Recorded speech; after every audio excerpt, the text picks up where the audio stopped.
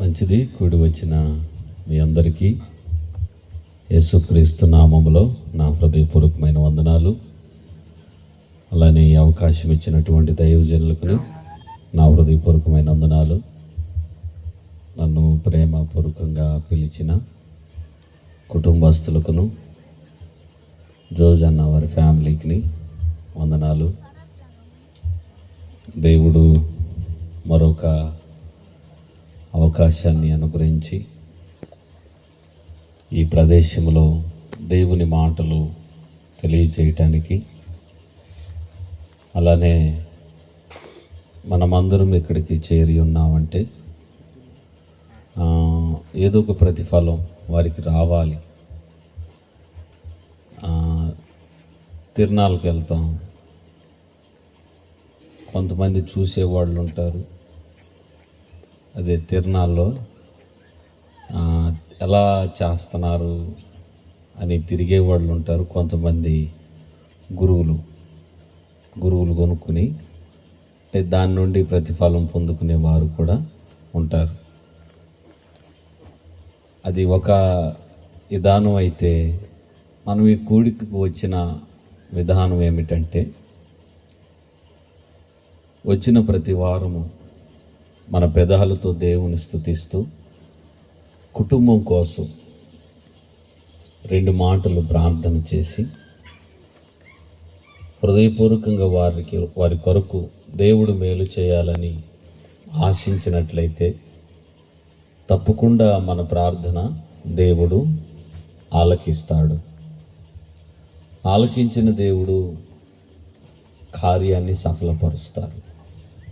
కాబట్టి ఈ కూడిక ముగింపు సమయంలో హృదయపూర్వకంగా వారి కుటుంబం కొరకు, బిడ్డల కొరకు, వారి ఫ్యామిలీ కొరకు ప్రార్థన చేద్దాం.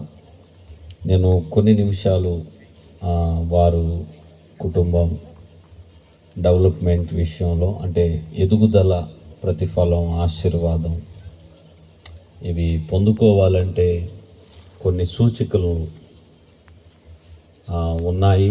వాటిని తెలియజేసి మీరు కూడా, వారే కాదు మీరు కూడా వాటిని అవలంబిస్తే తప్పకుండా దేవుడు ఆయనకి ప్రాంతీయ భేదం, సంఘ భేదం, కుల భేదం, ఇంకా ఈ భేదాలు లేనటువంటి దేవుడు, స్వచ్ఛమైన దేవుడు. ఆయన పేరు నజరేయుడైన యేసు. కాబట్టి ఆయన ఎవరు ఆరాధించినా తమ పెదాలతో దేవుడు యేసు ప్రభు అని అన్న అమాంతంగా వచ్చి దేవుడు ఎదురు నిలిచే దేవుడు. ఇశ్రాయేలీయుల పట్ల దేవుడు అద్భుతాలు చేశారు. ఎందుకంటే వారు నీవే మాకు దిక్కన్నారు కాబట్టి వారికి దిక్సూచిగా దేవుడు మార్గాన్ని సరళపరిచి ఐగుప్తు చెర నుండి విడుదల కలుగజేశారు. మరి గత దినంలో జోజన్న పట్ల దేవుడు చేసిన అద్భుత కార్యాన్ని బట్టి చాలామంది ప్రియులారా సాతాను కబంధ హస్తాల్లో పడి విడిపించుకోలేక, విడుదల పొందలేక అలమటించి అల్లాడిపోయి మరణమును రుచి చూస్తున్నారు. ఈ దినాల్లో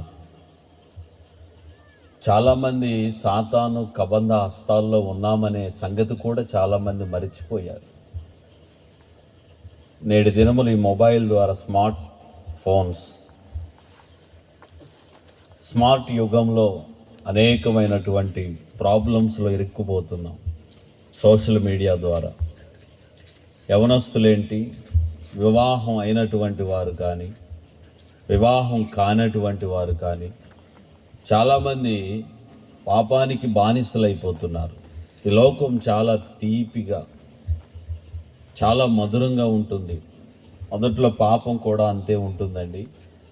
ఫినిషింగ్ అంటే ఎండింగ్ వచ్చేసరికి పాపం వలన వచ్చే జీతం అది అయిపోతుంది.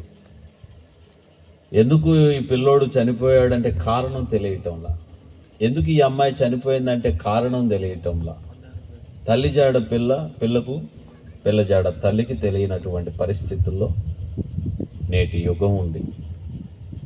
ఆ యుగం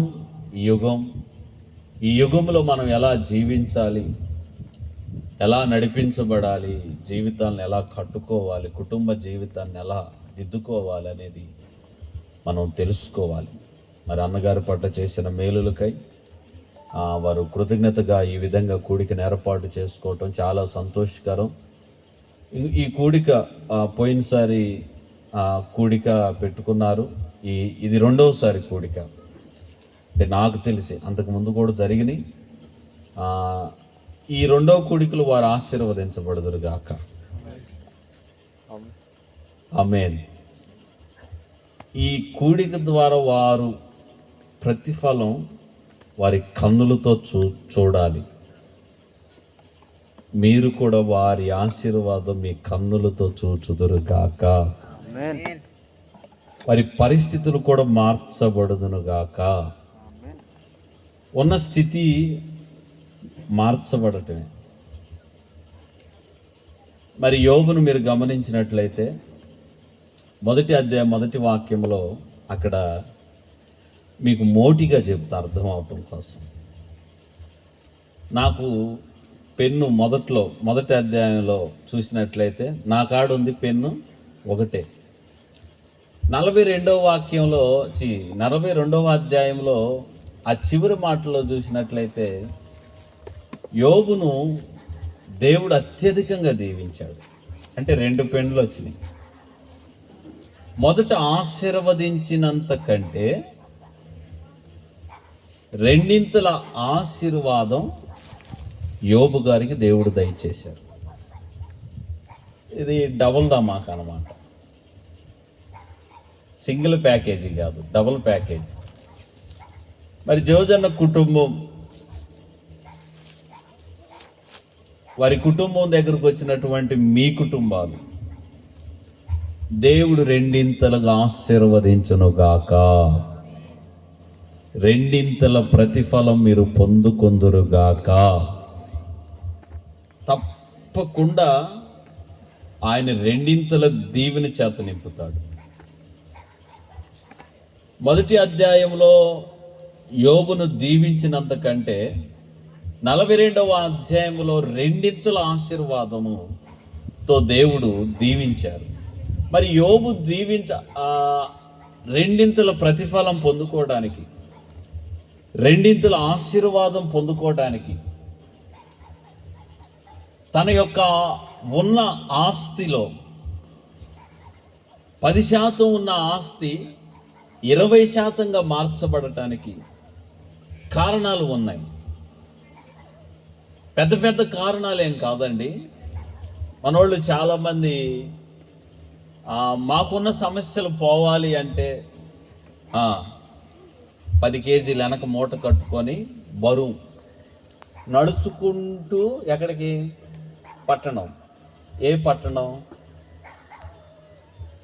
నాగా పట్టణం, లేదా నడుచుకుంటూ సాగర్, లేకుంటే నడుచుకుంటూ ఫిరింగపురం కొండ, లేకుంటే మోకాళ్ళ మీద ఫిరింగపురం మెట్లు ఎక్కటం, ఇలా అనుకుంటారు. అంటే ఇలా చేస్తే దేవుడు మమ్మల్ని దీవిస్తాడు, లేకుంటే మాకున్న సమస్యలు పోతాయి అనుకుంటారు. లేలే, దేవుని మాట పరిశుద్ధ గ్రంథం, దేవుని వాక్కు పరిశుద్ధ గ్రంథం. పరిశుద్ధ గ్రంథంలో ఏవి వ్రాయబడి ఉన్నాయో, పరిశుద్ధ గ్రంథంలో ఏవి లిఖించబడి ఉన్నాయో అవి జరుగుతాయి. ఇంకా అదర్స్ బయట ఉన్నవి ఏమి, మనం ఏది చేసినా, ఎంత బరువు మోసినా, ఎంత నడుచుకుంటూ వెళ్ళినా, గుళ్ళు గోపురాలు తిరిగిన ప్రతిఫలం ఉండదు. హల్లెలూయా. మరి యోబు 2 దీవెన ఆశీర్వాదం పొందుకోవడానికి గల కారణం మొదటిగా నేను చెప్తున్నాను, చాలా జాగ్రత్తగా వినండి. తమ సంతానం పిల్లలు విందు దినాలు ఆసన్నమైనప్పుడు, అంటే ఒక ఫంక్షన్ ఏర్పాటు చేసుకున్నారు. మన భాషలో చెప్పాలంటే ఒక స్తుతి కూడికలాగా ఇలానే కూడుకున్నారు. ఉదాహరణగా వాళ్ళు కూడుకొని భోజన పదార్థాలు అరేంజ్మెంట్ చేసుకొని, ఏర్పాటు చేసుకొని, ఇక భోజనాలు తినబోయే సమయానికి యోబు గారు తన పిల్లలను, తన సంతానం, తన భార్యను పిలిపించుకొని వారిలో ఒక్కొక్కరి నిమిత్తము వారికి సంతానం ఎంతమంది? యోబు గ్రంథము 1వ అధ్యాయము 2వ వాక్యంలో చూసినట్లయితే 7 కుమారులను, మొత్తం ఎంతమంది? 7, 3 పెద్ద సంతానం. అప్పుడు మొత్తం 10-15 మంది ఉండేవాళ్ళు. అప్పుడు సంతానాలు కూడా పెద్ద పెద్ద సంతానం. ఇప్పుడు ఇద్దరికే అలమటించి ఆకులు మేస్తా ఉన్నారు. చాలా ఇబ్బంది అయిపోతాం. మరి 7 అలా కూర్చోండబెట్టుకొని ఒక్కొక్కరి నిమిత్తం ఏం చేసినాడంటే దహన బలి అర్పించాడు. అక్కడ చూసినట్లయితే మనకు కనబడుతుంది 5 పూర్తి కాగా యోబు తన కుమారులు పాపము చేసిరేమో అని, తమ మనస్సులో దేవుణ్ణి దూషించిరేమో అని వారిని పిలవనంపించి వారిని పవిత్రపరిచి అరుణోదయమున లేచి వారిలో ఒక్కొక్కని నిమిత్తము దహన బలి అర్పించెను. దహన బలి అంటే చాలా విధానాల ధోరణిలు ఉన్నాయి. దాంట్లో ఒకటేంటంటే సింపుల్గా ప్రార్థన. బలి అంటే స్తోత్రం అనొచ్చు. దోపు అంటే ప్రార్థన, అంటే ఆవిరిగా అలా దేవునికి చెంతకు చేరుతుందని దోపు అంటే ప్రార్థన అంటారు. ఇంకో పర్యాయ పదాల భాషల్లో కూడా దాన్ని ఏమనొచ్చు అంటే ప్రార్థన అనుకోవచ్చు. ఒక్కొక్కరి నిమిత్తం యోబు గారు అంటే తమ కుమారులు హృదయములో పాపము చేశారేమో,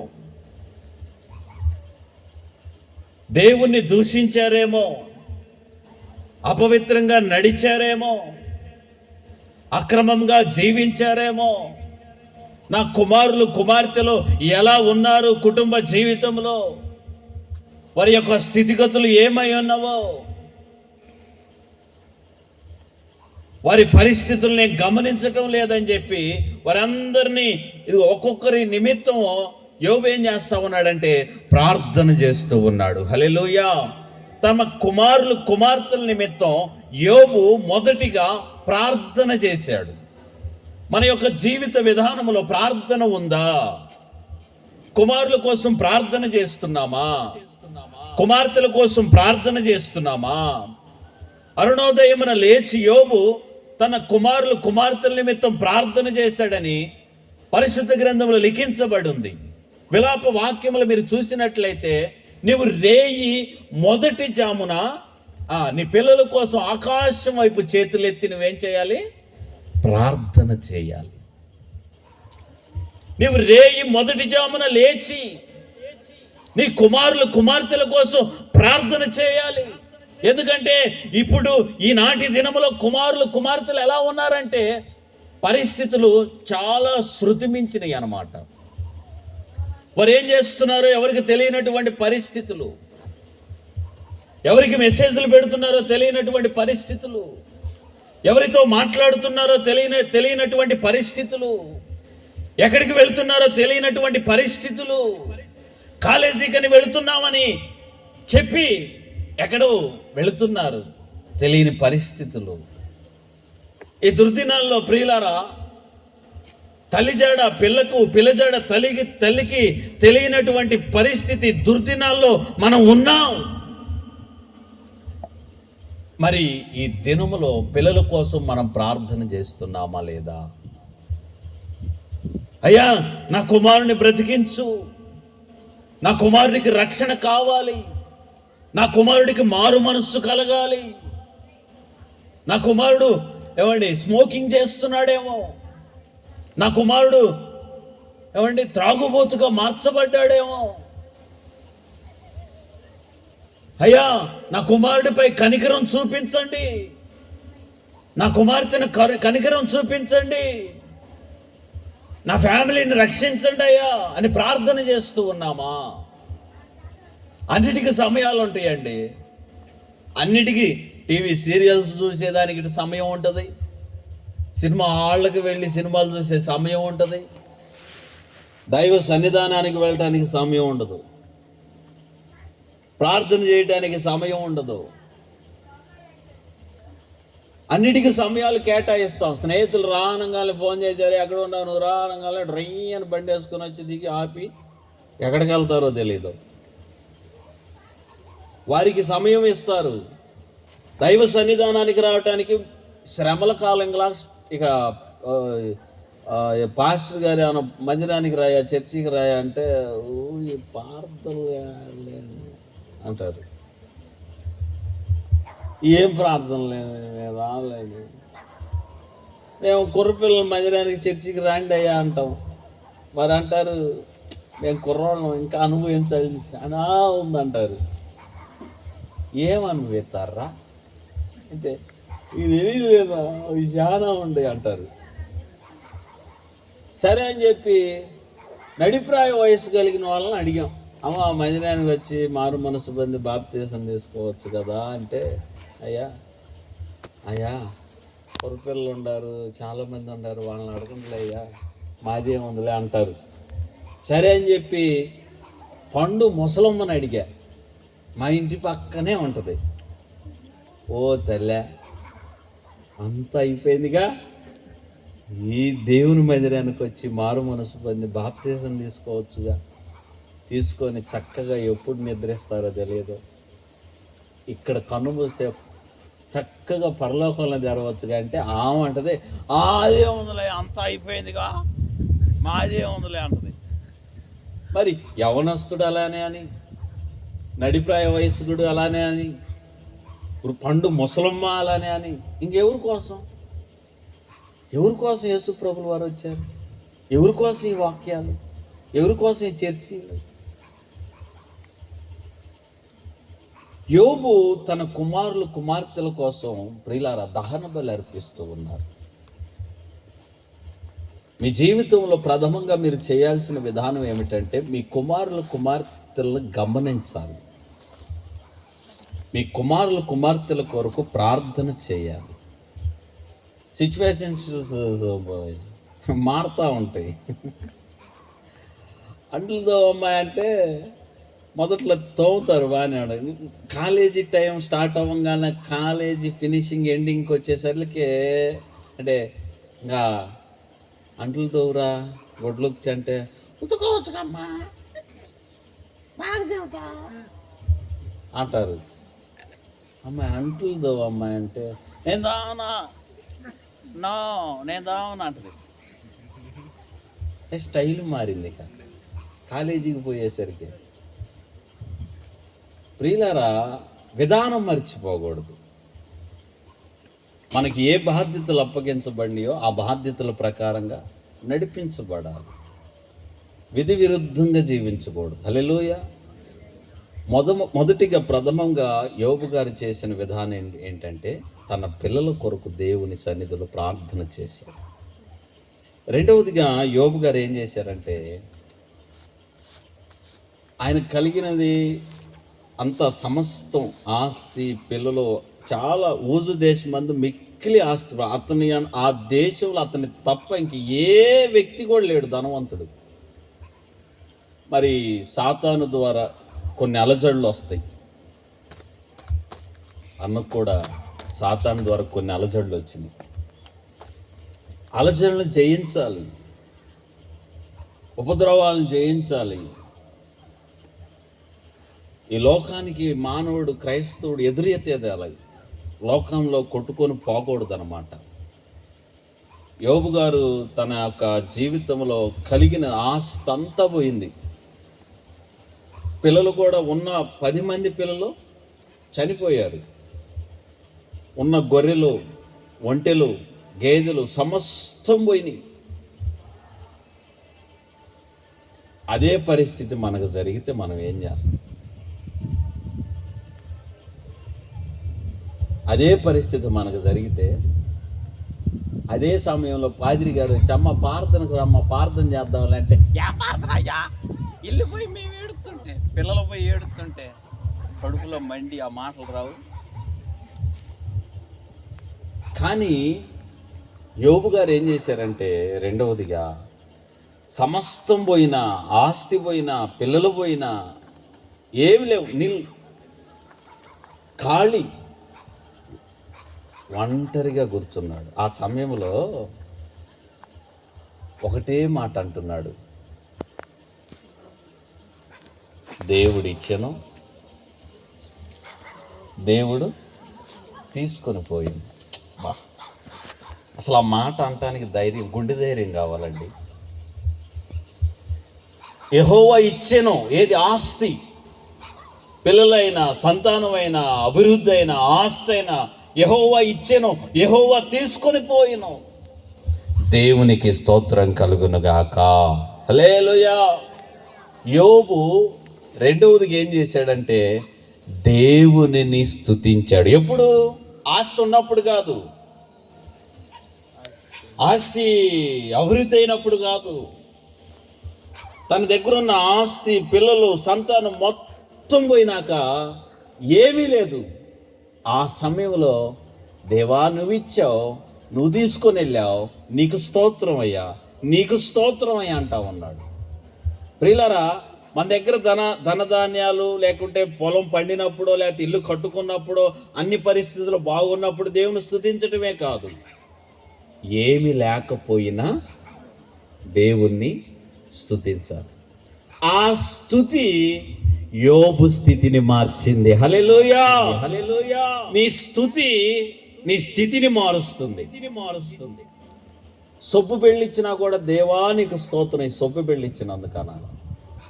నేను ఏదైనా కొట్లో కొంటే, ఏదైనా చిన్న చాక్లెట్ కొన్నా కూడా, దేవా చాక్లెట్ ఇచ్చినందుకు స్తోత్రం అయ్యా అంట. మీ జీవితంలో స్తుతులు ఉన్నాయా దేవుణ్ణి? అన్నగారు చెప్పినట్లేదు నాకు, మన జీవితంలో స్తుతి ఉండాలని, దేవుని గణపరచాలి. ఆయన దేవదూతల స్తుతులను కోరుకోలేదు దేవుడు, మన స్తుతులను కోరుకున్నాడు. హల్లెలూయా. ఎప్పుడన్నా స్తోత్రం అన్నామండి? ఎప్పుడన్నా మన జీవితంలో దేవానికి స్తోత్రం అన్నాం? లేలే, మనకంతా ఆత్రమే. స్తోత్రం ఏముండదు, అంతా ఆత్రమే. అదరే బెదరుగా అన్నం అనుకొని తినేస్తాం, లటక్కని తినేస్తాం. దేవుడు ఏమంటున్నాడు? నువ్వు ప్రతిదీ సమస్తం దేవునికి స్తుతులర్పించి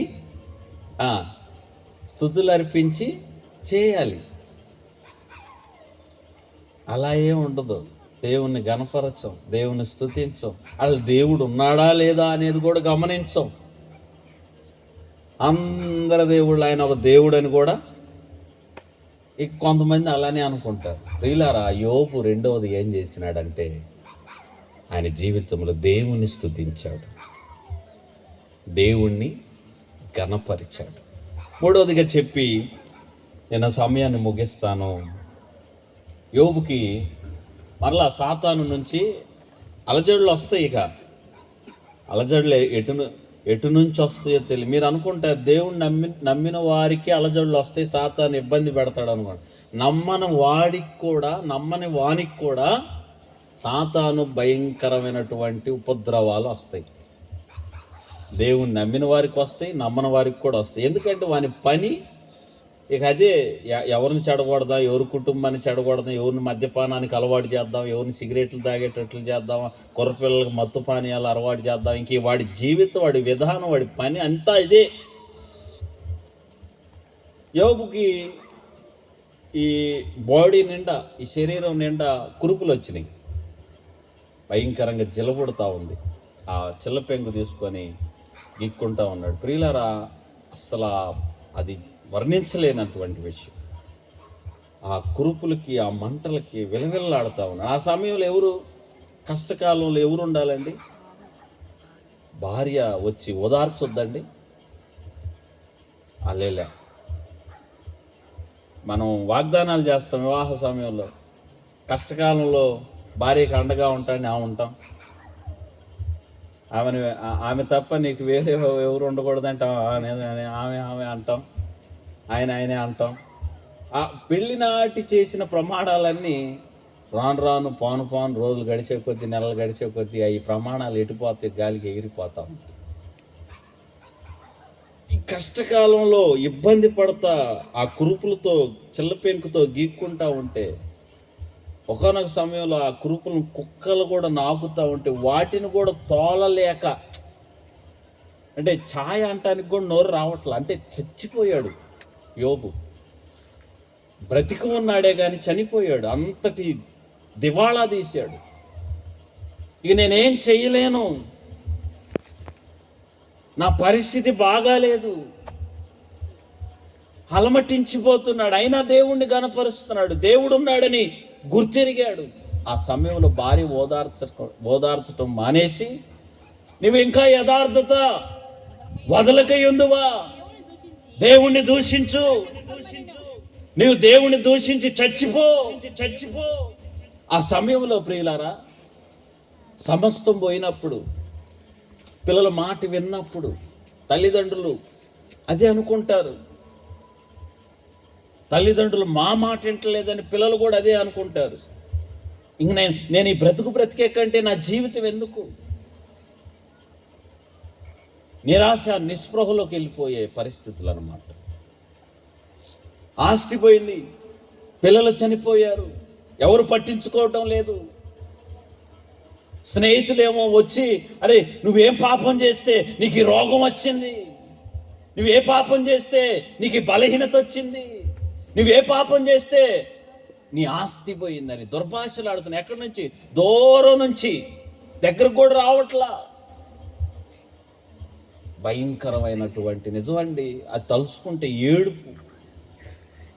చాలామంది అంటారు, నువ్వేం చేస్తే నీకు ఈ పరిస్థితి వచ్చిందో.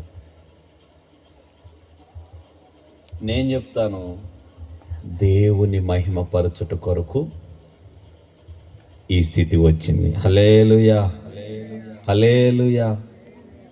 ఆ సమయంలో యోబు మంచిగా, అసలు ఇంకా ఆ మాట అంటే నువ్వు చచ్చిపో, నువ్వెందుకు అంటే ఇంకా ఆ కుటుంబంలో ఏముంటాయండి? గొడవలేగా. నా మాట అంటావని చెప్పి చీపురి గట్టో ఊదిరి గట్టో ఏదో ఒకటి తీసుకొని ఎగబడతారు మనోళ్ళు. యోబు చక్కగా ఏమన్నాడంటే, మూర్ఖురాలు మాట్లాడినట్లు నీవు మాట్లాడుతున్నావు. మనము దేవుని వలన మేలే అనుభవించదమా? కీడును కూడా అనుభవించాలమ్మా. మేలు అనుభవించాలి, కీడు అనుభవించాలి. ఒక కంపెనీ పెట్టాక ఆ కంపెనీలో నష్టాలు వస్తాయి, ఆ బిజినెస్ డెవలప్మెంట్ అవుతుంది, దాని నుంచి నష్టాలు వస్తాయి, కొద్దిగా అభివృద్ధి కూడా అవుతుంది. నష్టాలు వచ్చినప్పుడేమో తిట్టుకోవటం, అభివృద్ధి వచ్చినప్పుడేమో పొగుడుకోవటం, ఇవి ఉండకూడదు. దేవుడు చెప్తున్న మాట ఏంటంటే, యోబు తన నోటి మాటతో కూడా ఏం చేయాలి మీరు? యోబు తన నోటి మాటతో కూడా పాపం చెయ్యలేదు. హల్లెలూయా. యోబు తన నోటి మాటతో పాపం చేయలేదండి. ఈరోజు నోరెత్తితే మంటలు, నోరెత్తితే గొడవలు, నోరెత్తితే పగలు, నోరెత్తితే ఏట కొడవలు తీసుకొని నరుక్కోటాలు, నోరెత్తితే ఎన్ని గొడవలు, ఎన్ని హింసలు, నోరెత్తితే ఇక బూతులు. అలాంటి పరిస్థితుల్లో కూడా యోబు ధైర్యంగా, అసలు ఎంత ధైర్యం అండి! నోటి మాటతో పాపం చేయగా, దేవుణ్ణి దూషించలేదు, ఎవరిని ఏమనలేదు. స్నేహితులు అంత దూరం నిలబడి, అరే నీ జీవితం ఎందుకు, నీకు ఈ పరిస్థితి ఎందుకు వచ్చింది, నీకు రోగం ఎందుకు వచ్చింది, నీ పిల్లలు చనిపోయారు, నీ ఇల్లు పోయిందిరా, నీకు ఏమీ లేవు, నీ పరిస్థితి ఎందుకన్నా కూడా వారిని ఒక్క మాట అనలేదు. భార్య నువ్వు చచ్చిపో అన్నా కూడా భార్యను ఒక్క మాట అనలేదు. ప్రియులారా, మీ జీవితంలో మీరు ఈ మూడు కలిగి జీవించాలి. ఈ మూడు మీరు కలిగి జీవించాలి. కొంతమంది నోరెత్తితే ఏమండి, ఇక అక్కడ భస్మం, ఇక్కడ అగ్గిపుల్ల కూడా వేయాల్సిన అవసరంలా, అసలు అగ్గిపుల్ల వేయాల్సిన అవసరంలా, కిరోసిన్ పోయాల్సిన అవసరంలా, నిప్పు పెట్టిపోతారు. కొంతమందికి గొడవాడందే తపన తీరదు. ఫంక్షన్లకు వెళ్తారా, వాళ్ళ పని వాళ్ళు చేసుకొని పోరు. ఈ పిల్ల అట్టగా, ఈ పిల్లోడు అట్టంటగా, యాడి అని స్విచ్లు పెట్టి గొడవలు పెట్టి వెళ్ళిపోతారు. ప్రశాంతంగా తొప్పేసుకుని నిద్రపోతే ఏడేం కొట్టుకునేవాళ్ళు కొట్టుకుంటారు, తిట్టుకునేవాళ్ళు తిట్టుకుంటారు, సమాధానం ఉండదు, కేసులు పెట్టుకుంటారు, స్టేషన్లు కూడా కోర్టులు, ఇవన్నీ ఎన్నో. నీ నోట కృతజ్ఞత వచనమే రావాలి. బూతులైనను, ఎఫ్ఎస్సీలకు రాసిన పత్రికలో ఉంటుంది, బూతులైనను సరసోక్తులైనను నీ నోట రాకూడదు. బూతులు రాకూడదు, సరసోక్తులు రాకూడదు, పోకిరి మాటలైనను మీరు ఉచ్చరించకూడదు. కృతజ్ఞత వచనమే మీరు మాట్లాడితే ప్రియులారా అసలు ఎంత కమ్మగా ఉండాలనుకుంటున్నాం అన్న. ఆ పరిస్థితుల్లో, బాగాలేని పరిస్థితుల్లో నాన్న ఏం కాదులే దేవుడు సహాయం, ఈ మాటలు బలపరుస్తాయి. అలా కాకుండా ఇంక వేరే విధంగా మాట్లాడితే బాధ కలగదండి. ఆదరణ కలిగిన మాటలు, ఓదార్పు కలిగిన మాటలు మనలో రావాలి. అంతేగాని కమాండ్మెంట్ మాటలో శక్తి ఉంది. ఏమంటే ఒక భర్త ఒక భార్యని ఒక మాట అన్నాడండి. ఏదో గొడవల మధ్య ఒక మాట అనేశాడు, నువ్వు నాకు అవసరం లేదు, వెళ్ళి సావు అన్నాడు. ఇన్నాళ్ళు పెట్టి నేను కాపురం చేస్తే నా భర్త నన్ను సావమన్నాడు, నేను బతుకనయ్యో అని చెప్పి బాయిలో దిగిందండి. బాయిలో దిగింది, చనిపోయింది. ఆయన తర్వాత అన్నం వండుకోలేక, ఎవరు చూడలేక, ఆయన్ని భోజనం వండుకోలేక, కూర వండుకోలేక అల్లాడిపోయి దిగులు పెట్టుకొని ఆయన కూడా పండు వృద్ధాప్యంలో చనిపోవాల్సినటువంటి వ్యక్తి దిగులు పెట్టుకొని అర్ధాంతరంగా మధ్యలో రోగం వచ్చి చూడక మధ్యలోనే చూసారా, ఒక్క నోటి మాట ఎంత అనర్థాలకు దారితీసిందో. మీ నోటి మాట వాక్కులు సరిగా ఉండాలి. హల్లెలూయా. కాబట్టి అందుకే యోబును రెండింతలుగా ఆశీర్వదించాడంటే కారణం యోబు చేసినటువంటి పనులు. మొదటిగా తన కుటుంబం కోసం ప్రార్థన చేశాడు, రెండవదిగా దేవుణ్ణి స్తుతించి గణపరిచాడు, మూడవదిగా తన నోటి మాటతో ఏ పాపము చేయను. మీ జీవితంలో కూడా మీరు దేవుని స్తుతించండి. మొదటి జాము లేచి మీ పిల్లల కోసం, రక్త సంబంధికులు, బంధువులు, తోటివారు, స్నేహితులు, శ్రేయోభిలాషులు అనేకులు వారి పని బాటలు ప్రభువా ఉదయం లేచినది మొదలుకుని సాయంత్రం పండుకునేంత వరకు మీ కాపుదల, రక్షణ, క్షేమం, ఆరోగ్యం, భద్రత, బలాన్ని, శక్తిని దేవా మా అందరికీ దయచేయండి అని ప్రార్థన చేయాలి. పిల్లల కోసం, మీ అందరి కోసం దేవుని స్తుతించాలి. అయ్యే ఈ దినాన మాకు ఆయుష్ను పొడిగించారు, ఈ దినాన మాకు రోగం రాలా, బలహీనత రాలా. హాస్పిటల్లో చూడండి భయంకరమైన వ్యాధిగ్రస్తులు. నేను చూసిన విధానంలో ధనవంతులే ఎక్కువగా హాస్పిటల్లో ఉంటారు. ఒక చిన్న చిటక్ కన్నా కూడా హాస్పిటల్కి పోతారు. కానీ దేవుడు మన భేద స్థితిలో ఉన్నాం కదా, దేవుడు కనికరం చూపి ఆరోగ్యాన్ని ఇచ్చి మరి ఎంత శక్తి బలాన్ని దేవుడు అనుగ్రహించినటువంటి మనం దేవుని స్తుతించాలి లేదా? ఉదయాన్నే లేవండి, స్తుతించండి, ప్రార్థన చేయండి. మూడవదిగా ఎవరిని తుస్కారంగా మాటలు, నీ జీవితం వేస్ట్ అయ్యా అనొద్దు. ఆ వేస్టే బూస్ట్ అయింది. హల్లెలూయా. ఆ వేస్టే బూస్ట్ అయింది. ఈ రోజున మరి అన్ని స్థితిలో ఉన్నాడేమో, ఈ స్థితి మార్చబడి ఒక మంచి ఇల్లు కట్టుకోవచ్చాము. హల్లెలూయా. గవర్నమెంట్ సహాయకంగా దేవుడే నడిపిస్తాడు గవర్నమెంట్ విధానాన్ని. మంచి ఇల్లు కట్టుకోవాలి, దేవుడు సహాయం ఉండాలి. నేను చెప్పిన ఇవన్నీ దేవుడు నా నోటితో పలికిస్తున్నాడు. మీరు ఆ విధానంలో ఉంటే తప్పకుండా దేవుడు మిమ్మల్ని రెండింతల దేవుని చేత నింపునుగాక. దేవుడి మాటలు మీ వినికిడిలో స్థిరపరిచి నీరు కట్టి ఫలభరితముగా మార్చునుగాక. ఆమేన్.